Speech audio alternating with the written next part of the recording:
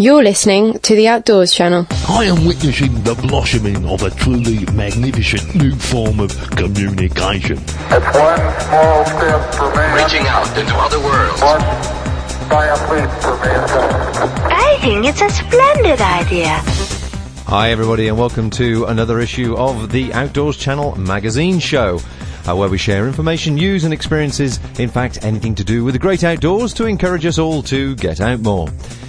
Just to give you a quick note of that feedback telephone number that we've got, if you want to contribute to the show and leave any messages for us, it is 020-8133-9434. That's 020-8133-9434. Well, what have we got on today's show?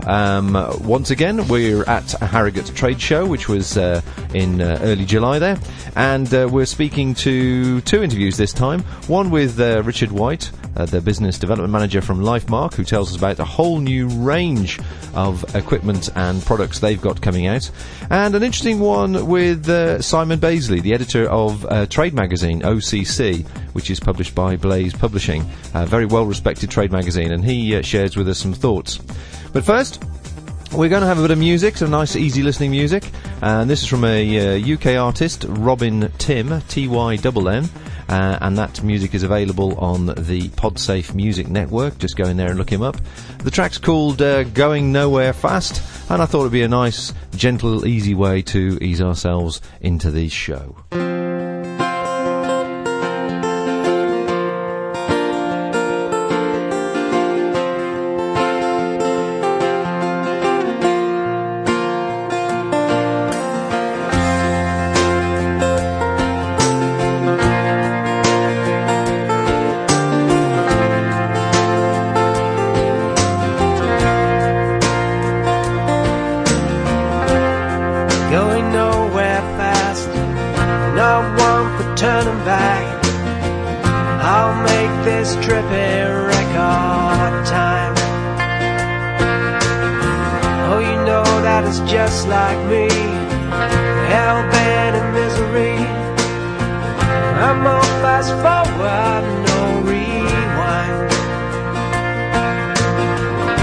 Self-destructive urge, poison spell, a fearful curse. Who knows how long these things may last? Going nowhere fast.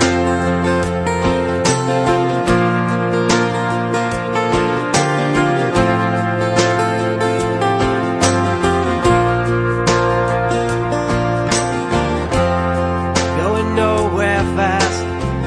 Point of no return has passed. I had my chance a long, long time ago. I'm a lost and a hopeless case. It's a crying shame, it's a fucking waste. So tell me something I don't already know. Just how long is not quite clear.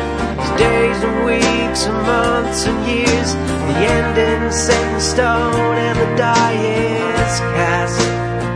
Going nowhere fast.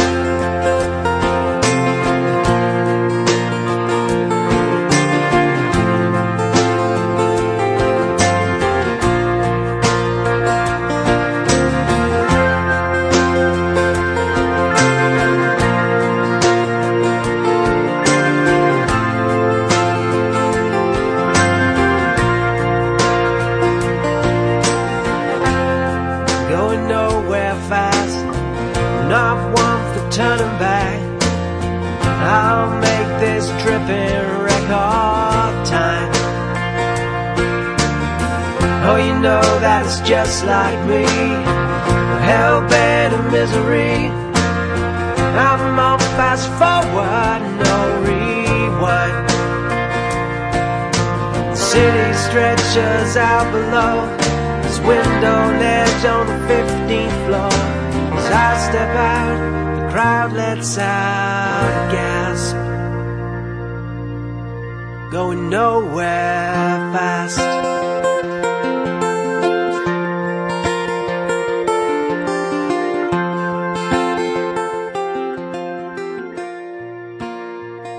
That's Robin Tim, Going Nowhere Fast. There's not any information I've got from him actually on the PodSafe Music Network, so I've just got a name and a track title, but very David Gray, I think. Very nice. Well, the Harrogate Trade Show. Yeah, well, that's where most people get together during the summertime in the trade. The outdoors trade, that is, to show their wares. It's a bit of an odd time for people to see products, because most of them have already bought their products for summer, but obviously they're previewing things for the following year. The OCC Outdoor Magazine is the outdoor industry publication for retailers, wholesalers, manufacturers and service providers. And I got to meet the editor, Simon Baisley, who I thought would be interesting to have a chat with him and find out from his point of view for what he thought, end user's perspective of what the industry was looking like at this particular moment in time. From an end user's point of view, it's a great time to be alive, because pretty much similar to any other kind of leisure-orientated industry, the fact is that the trade is struggling. They're struggling to find customers, and inevitably they feel that the only way they can attract customers is by cutting prices. So you have immense amount of choice, and you have a pretty good sort of pricing system out there at the moment. Talked out from the trade's point of view, it's very difficult to make any kind of forecast as to where it's going, because you can't make a forecast about where any industry is going. You have most of the British manufacturing of any importance has now disappeared. That's all gone to the Far East. The brands are finding it very difficult to differentiate themselves from one another. The margins of excellence are very narrow, so that everything that is good is very good indeed. So how does anybody make a profit in that particular marketplace? I don't actually have an answer to that question. If I did, I wouldn't be talking to you. I'd be floating on a yacht in the Caribbean. Obviously the high street's changing as well. I mean, the actual running costs of running a retail property and online is developing. There's an ebb and flow that takes place naturally when that happens. There was the sort of boom and bust of the first sort of retail shops, should we say, that were online. Has it settled down, do you think, now? I doubt that it's settled down. I will say that from the independent retailer's point of view, and as the editor of a trade publication, my fortunes are inextricably linked to those of the independent retailers, because the big multiples in this marketplace take no attention to what trade magazines say, and why should they?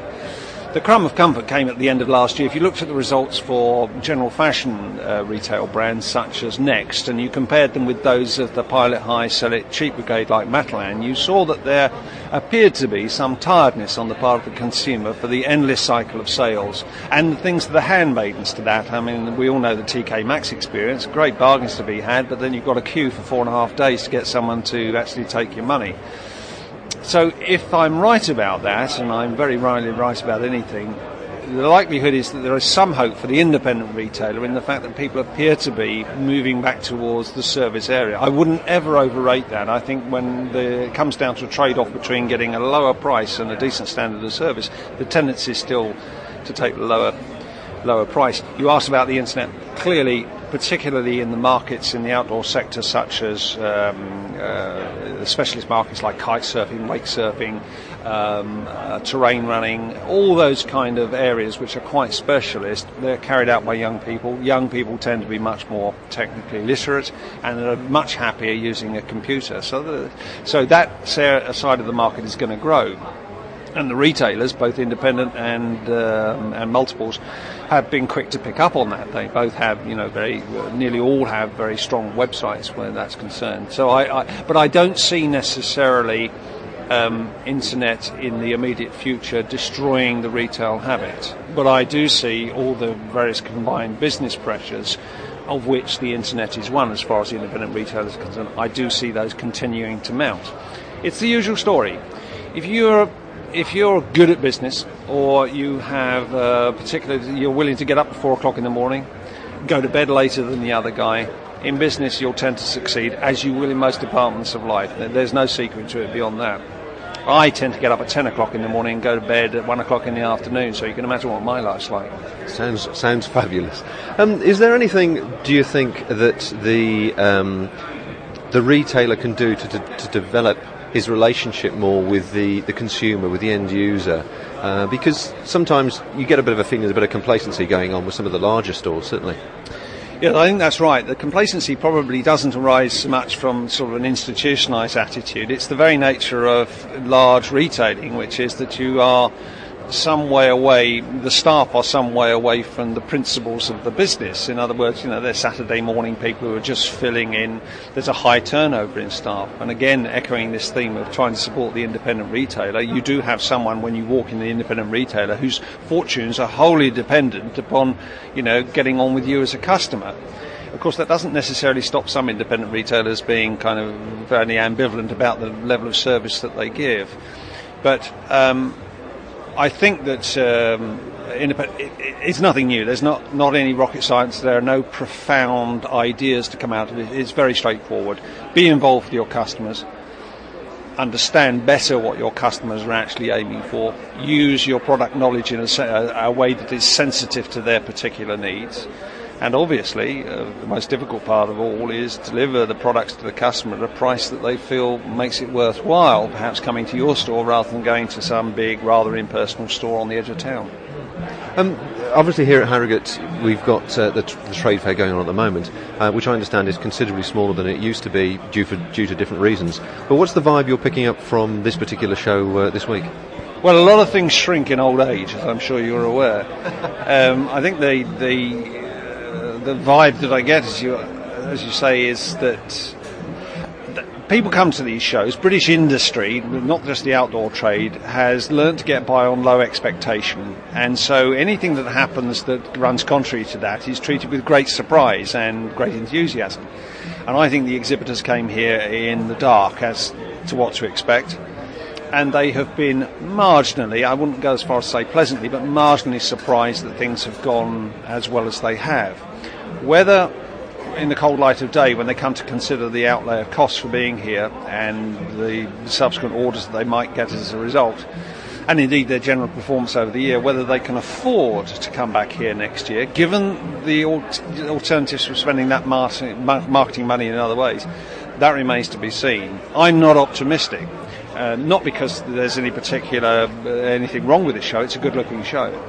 But because worldwide trade shows are thinning out, you're getting much more consolidation and atrophy out towards the centre. And as a European economy, we lie at the edge of Europe, which is why trade shows, which are at the centre of Europe, particularly Germany, are growing, and why the ones in the UK are not. And let's not forget the two very important facts about UK trade shows is the complete absence of either local or national government in sponsoring them, whereas in Germany, the state and city authorities are very supportive.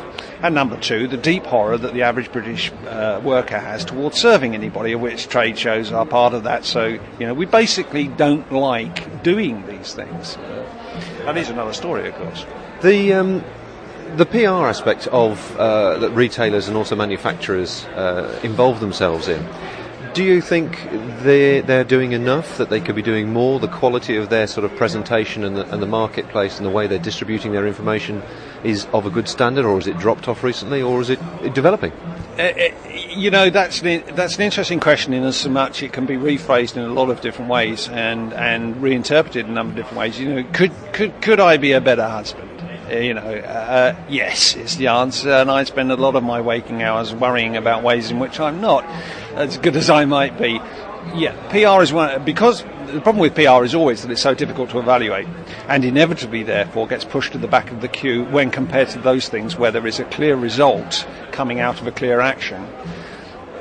The PR in the outdoor trade compared to the other sectors of business in which we operate is considerably better.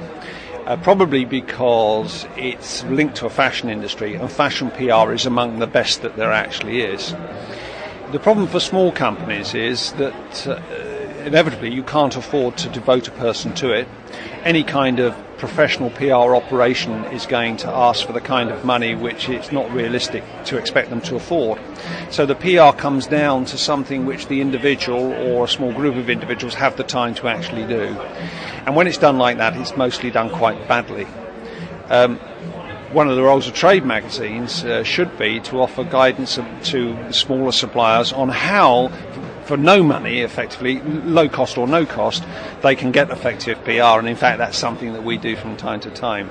But I wouldn't be too condemning. Their PR isn't awful, and it's certainly not bad when compared to, as I say, some other industries. Lovely. Well, thanks indeed for your time. I hope you've enjoyed your time at the show, and you're looking forward to doing the next one? Yeah, but it becomes seamless after a while. Like the poor, trade shows are always with us, aren't they? You're going to Friedrichshafen, I presume. And what's your anticipation of that show? I mean, obviously you've described how big it is and how different it is and how much more it's Central Europe. But that show as an entity, how do you think where is that going? Well, it's an exemplar of what I said about the atrophying around the edges and the core becoming stronger. Friedrichshafen started, I think, in 1994 and had 240 exhibitors. Here we are in 2006 and it'll have 700. It had 13,000 visitors in 1994 and we'll have something in the region of about 60,000 this year. So if I were the people organising that trade show, I would be very happy indeed. So I have an anticipation of the next event that it will be better than the one last year and better than the year before.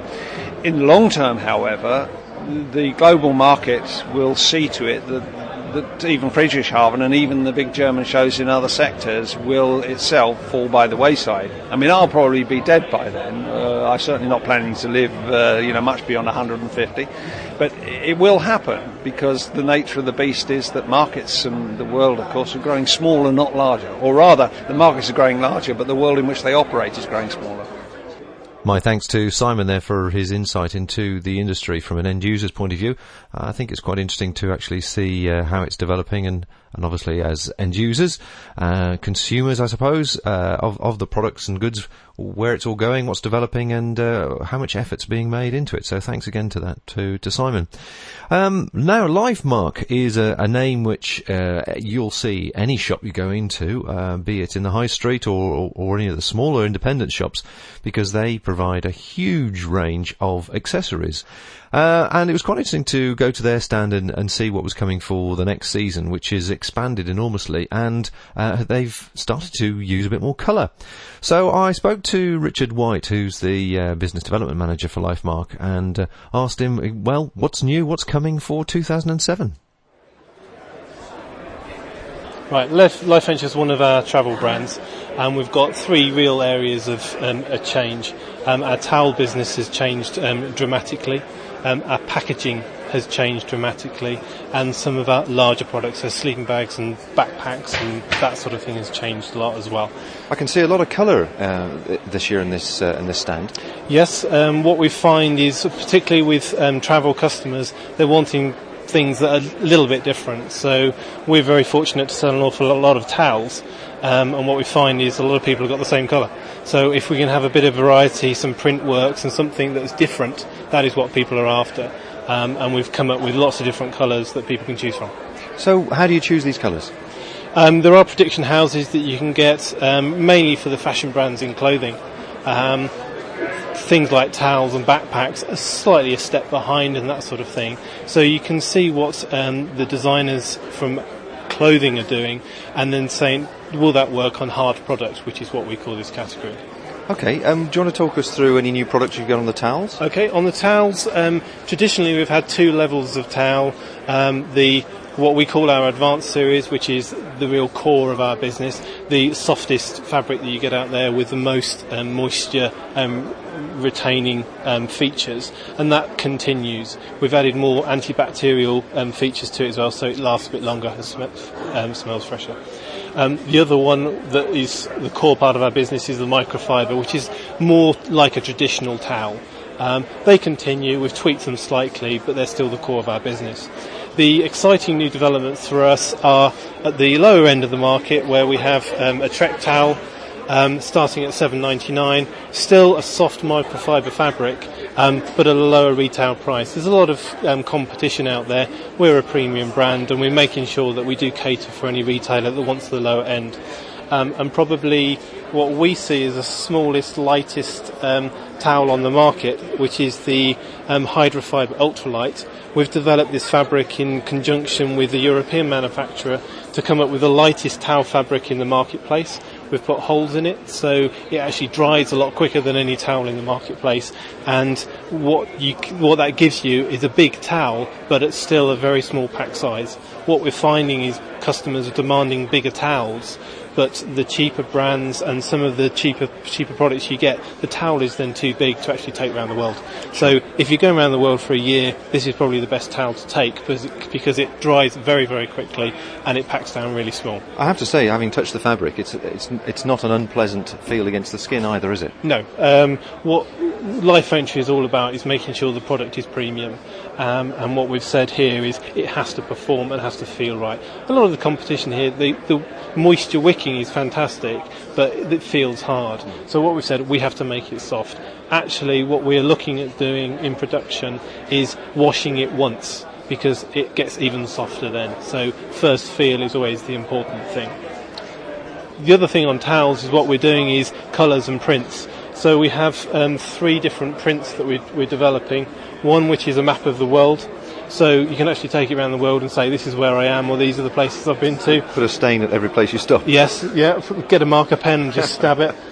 Pink flowers. Pink has always done well under female products. Bit condescending, unfortunately, but they do sell very well. And a bright orange one for somebody who wants a brighter towel. So towel is a big part of our business, and we've really improved the ranging now, so we're quite excited about that. Excellent. Moving over to this stand in the centre here, I see there's a range of new colours on these products as well. Do you want to talk me through sure. the development here? What we've done here is we haven't moved on the product for this year on the belt packs and the document wallets, etc., but we think there's a big market in terms of colour.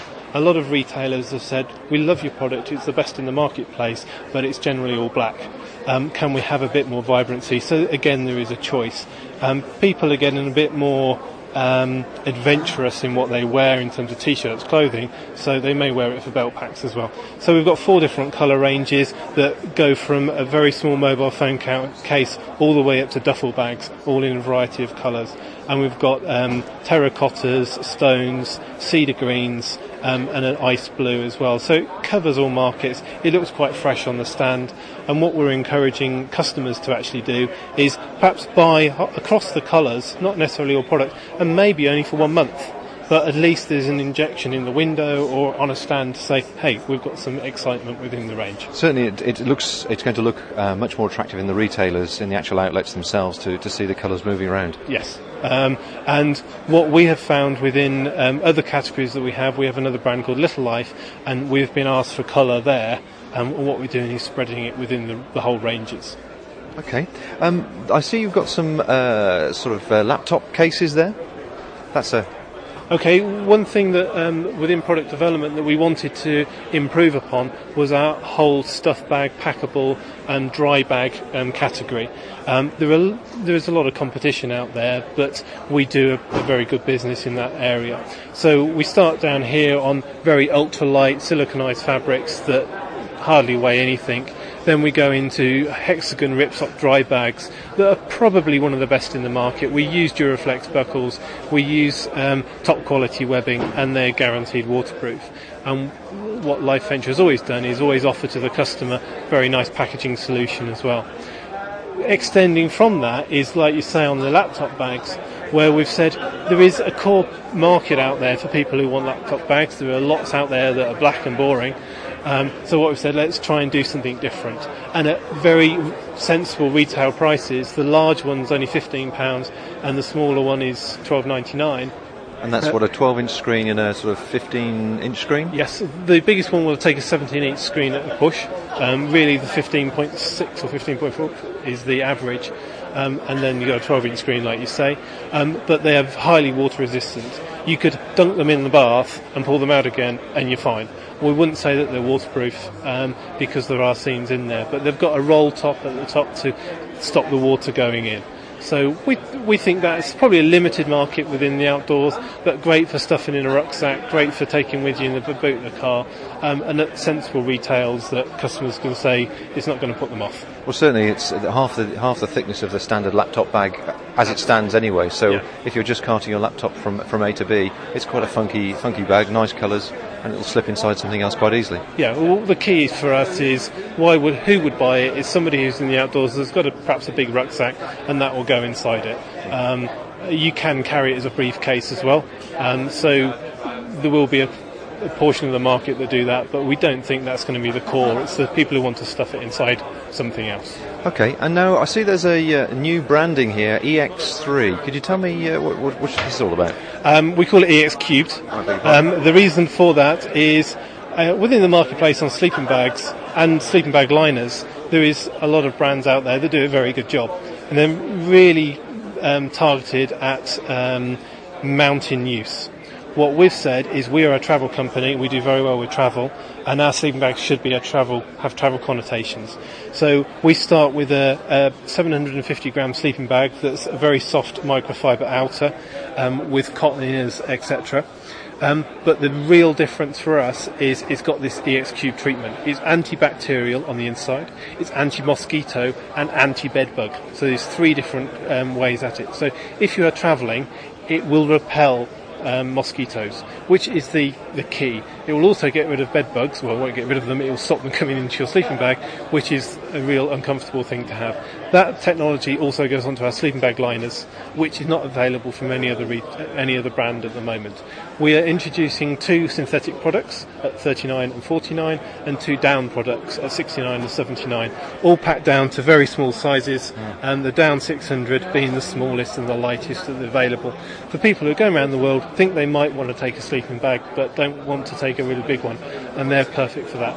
Certainly, I know various people that have come back from some gap year experiences, and taking a small sleeping bag helps them to increase the insulation of the bags they may hire or use as part of the company. And as you say, it's the knowledge, knowing that you're going to be certainly anti-mozzie is probably one of the key things, isn't it? It makes the people feel much happier. Yes, it's something that we've got to push in a marketing stance, because it is a key difference from what competitors do. There are a lot of brands out there that do a fantastic job for UK outdoors. We're a travel company, we have to be different, and therefore we've developed this product in conjunction with other senior brands, and to say that we are the best out there for a travel sleeping bag. There aren't many out there, so it's a port of call that they can go to.